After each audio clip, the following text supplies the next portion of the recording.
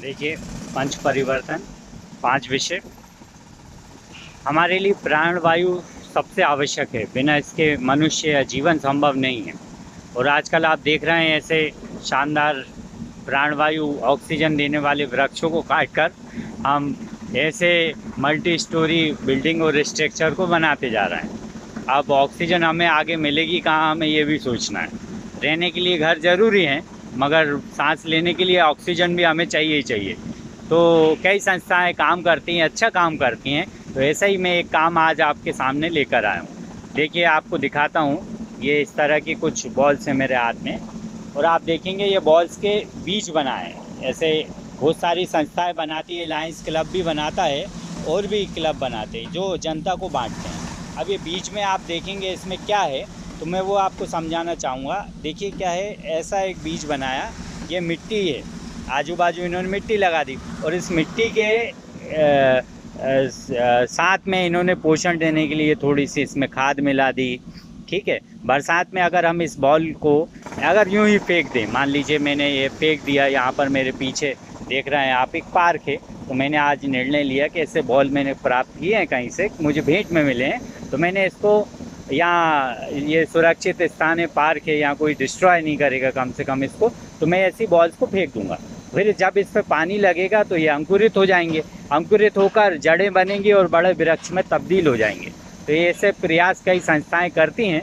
और आप भी अपने घर में कुछ आम खाने के लिए, जामुन खाने के लिए कुछ भी लाते हैं, उसके बीज संभाल कर सुखो कर रख लीजिए। और जब बरसात आए तो उन बीजों को आप क्या करें, ऐसे कहीं रोड के साइड में, रेल की पटरी के साइड में, जहाँ ये उग सकें और बच सकें। ऐसा नहीं कि आप डाल कर गए, थोड़ा बड़ा हुआ, किसी ने नोच कर उखाड़ दिया। तो हम कुछ अपनी तरफ से 2-4 पेड़, अब इसमें से मेरे पास 4-6 हैं ये, तो 4-6 में से आप देख पाएंगे 2-4 अगर बच गए तो शायद मेरा जीवन सफल हो जाएगा। जब मैं मरूंगा तो शायद एक पेड़ लेकर जाऊंगा, क्योंकि मेरे विधि विधान में है कि मुझे वृक्षों में, लकड़ी में जो है अंतिम संस्कार मेरा होगा, तो मैं उसका भी इंतज़ाम कम से कम कर जाऊं। ये भी मेरे मन में एक भाव है। एक पेड़ को काट कर ना ले जाऊं, मैं 4 पेड़ उगा जाऊं, उनकी देखरेख करूं, ताकि मैं मरूं तो ये कह सकूं कि यार मैं कुछ लेकर नहीं आया नीचे से, सब छोड़ कर आया हूँ। और हम हिंदू हैं तो प्रकृति का संरक्षण, देखिए जिस भी चीज़ का हम दोहन करते हैं, जिस चीज़ का उपयोग करते हैं, उसकी पूजा करते हैं। पूजा करने का भाव यही होता है कि हम अच्छे से आदर करें, उन चीज़ों का सम्मान करें, उनकी रक्षा करें। बस यही मन और भाव है, और यही हमारा धर्म दर्शन है। हम नदियों की पूजा करते हैं, पानी पीते हैं, हम वृक्षों की पूजा करते हैं, फल खाते हैं और हम उपयोग करते हैं उनका। हम धरती माँ की पूजा करते हैं, हम वायुदेव की पूजा करते हैं, हम सूर्य देव की पूजा करते हैं। तो ये हमारा दर्शन है, और ये बड़ा शानदार दर्शन है, आनंद आता है इसमें।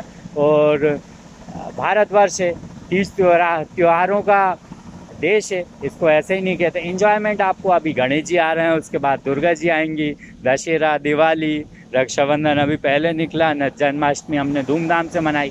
तो इतनी प्रसन्नता होती है, मगर साथ में प्रकृति का भी हम, ये हमारे दर्शन में ही है, तो प्रकृति का भी हम संरक्षण करें। अब इससे संरक्षण की आवश्यकता है, क्योंकि देखिए हमने ये, मैंने आपको अभी दिखाया, ऐसा स्ट्रक्चर चाहिए, हमें घर चाहिए, ठीक है, क्योंकि हमें रहना है, हमारे बच्चे रहेंगे, मगर इसके साथ हमें जिंदा रहने के लिए प्राणवायु चाहिए, वो यहाँ से मिलेगी।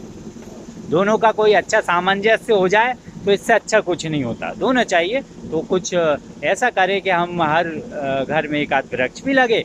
ज़मीन देखिए शहरों में बहुत महंगी होती है, तो आप कोई 2 करोड़ की ज़मीन खरीद कर उसमें वृक्ष लगाएगा, इसकी आशा नहीं। तो सरकार भी इनिशिएटिव ले, लोगों को ज़मीन दे, और जहाँ संभव हो वहाँ रोड किनारे, सड़कों के बीच में, पार्कों में हम भी वृक्ष लगाएं।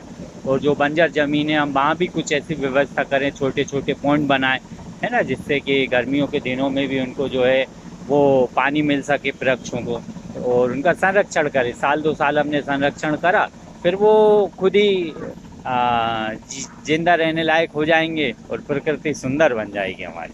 बस यही भाव था, आपको अवगत कराने का उद्देश्य ये कि आप भी जब कुछ अपने घर में लाएं, आम, पपीते, केले, कुछ भी खाएं आप, और जिसमें बीज हों, उस बीजों को सुखा कर रख लें, और जब बरसात आए तो उसे कहीं भी जहाँ वो उग सकें ऐसी जगह पर फेंक दें।